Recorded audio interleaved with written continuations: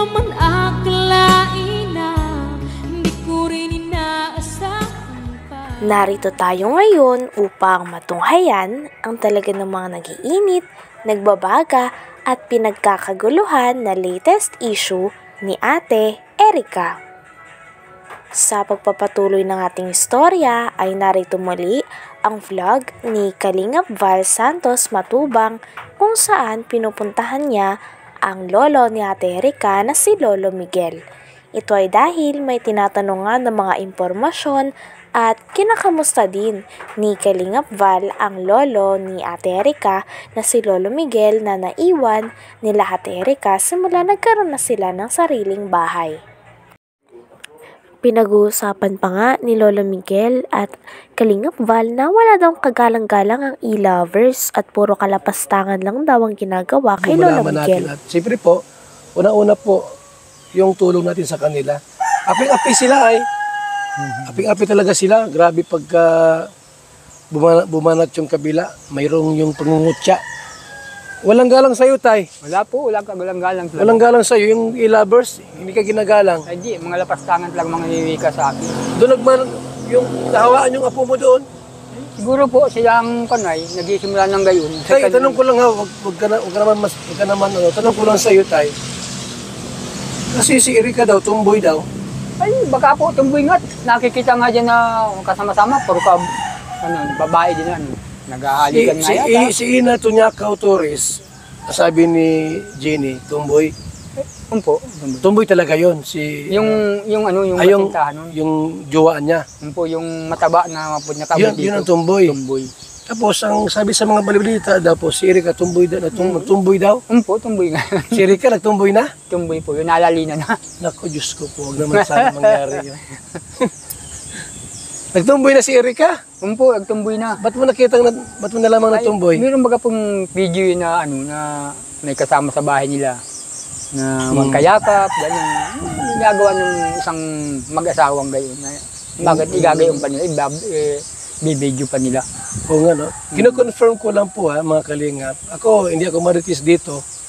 Although meron kaming samahan po na iparegister sa SEC, kapisanan ng mga maritis sa Pilipinas. Inaalam ko lang kita, Tatay, kung confirm, kung totoo talagang tumboy si Erica. Ako pa nga ako napagbintangan na siniraan ko daw at ako daw nagbibideo. Ay paano magbibideo na ako sa bahay nila? Mapapasok ko sa bahay lang gabi. Oo nga, tama. Sino nagbibideo noon? Ay sila din po, kamay nila. Yung mga nagbibip siya yung parang sigarilyo. Nabideo rin. Yung anak ni Sheila Mi ang nagpapasipsip nung gano'n. Ay, nakita ko sa TikTok. Umpo. Tapos nagsasayo-sayo siyang ganyan, Tapos nagbibip siya yung sigarilyo. Nausok. Ano yun, Tay? Totoo yun? Totoo po yun, si Erica.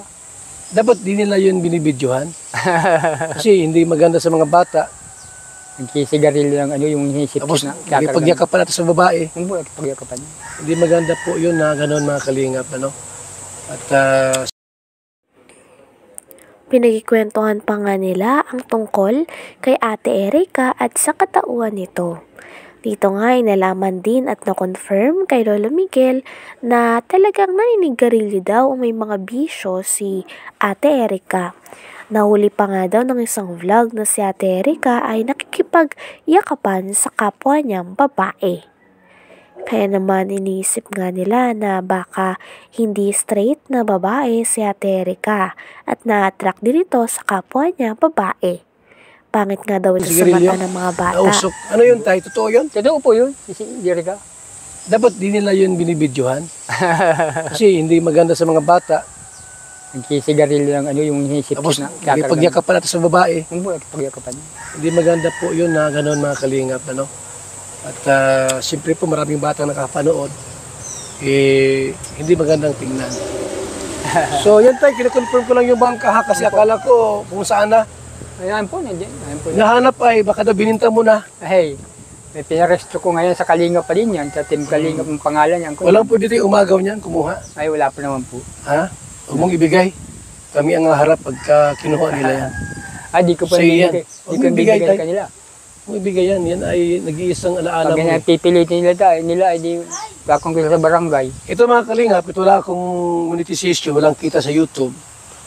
Ako po, giver ako. Sa totoo lang. Ito lang akong, ang malaga sa akin yung kapitay. Kape. Yung gusto diyang humigop po ng ating pong BSM Kalingap Kape, gustong umorder, yung kita ko dyan, pantulong ko po. Kasi yung YouTube, hindi ko inasahan ang YouTube mga Kalingap.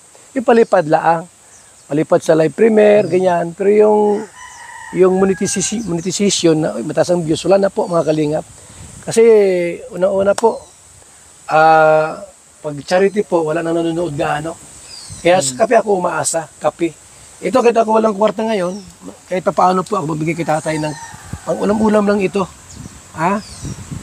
Pang-ulam-ulam lang po. Yung gustong magbigay dyan, yung tatay, oh. Ito po, ipagawa ko yung bahay niya. Walang biro po, mga Kalingap. Ako nag-iipon ng kwarta ngayon. Hindi galing sa YouTube. Galing sa DSM Kalingap Kape.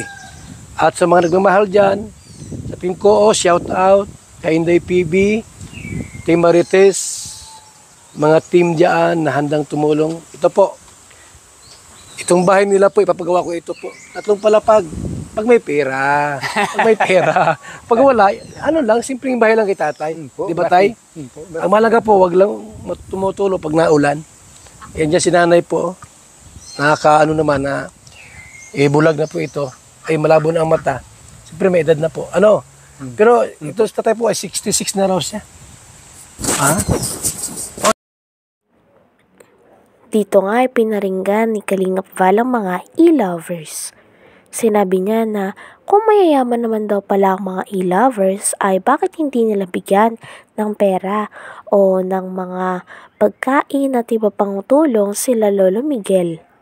At hindi puro kalapastangan lang daw ang ginagawa nila dahil para kay Lolo Miguel ay mayayabang daw talaga ang mga e-lovers at wala namang sinabi sa mga tulong. Bulag na po ito.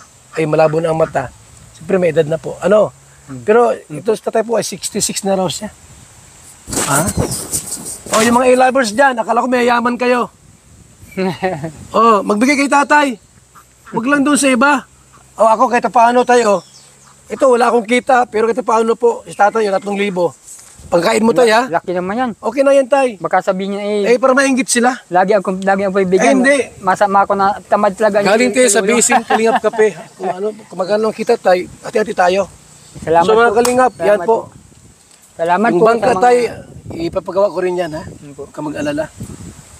Dapat po, mahalin yung mga senior, mahalin po natin. Hindi lang puro bata ang ating mamahalin. Higit sa lahat po yung mga senior citizen. Yan ha. Walang kita ako sa YouTube, naka-off yung monetization. Pero ako po natulong kahit walang pera. Salamat po sa ating lahat. Salamat po, Kuya Rab. Ito po, mga Sa Kalingap. pira ang binigay mo sa akin. Ito mga Laking tulong ito. Simento.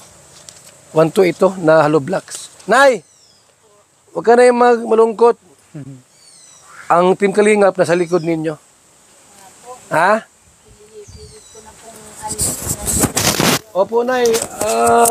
Kung wala yung mga apo ninyong dalawa, mga salawahan, tinakwil kayo, kami hindi po. Ano? Hindi kami gano'n na sariling dugo itatakwil. Dapat mahalin ang mga senior citizen. Sige na ya. Salamat Okay. Sige na, dito muna kami tay. Po, salamat po. Rabal. Salamat. Okay. Thank you so Salamat much sa inyo. tayo. Sa inyong mga team. Opo. Kalingap. Ano mga Maraming oras? Nandito kami. May problema tayo. Kumunta kayo sa amin. At kami handang, kahit gabing-gabi tayo, pupunta kami dito. Umpo. Mayroon kayong kailangan. Salamat po sa inyo. Basta manalangin sa may kapal. Okay tay? Umpo. Yung microphone, kunin ko muna. Sige po. Atay, salamat ha. Opo. Thank you. Mga Kalingap. So confirm po na yung bangka nandiyan lang. Ha. Hindi po siya tamad. Si tatay masipag po yan. Siya mga anak niya, sabihin tamad. Inuwi kayong siyam na anak, tapos sabihin tamad. Huwag kayong ganyan. Salamat po mga Kalingap, pabuhay. God bless po sa ating lahat. Bye-bye na pagsamantala. Hanggang dito na lamang muna ang ating napakainit, pinagkakaguluhan at talaga namang controversial na issue ni Ate Erica. Maraming salamat sa inyong panonood. Hanggang sa muli. Bye!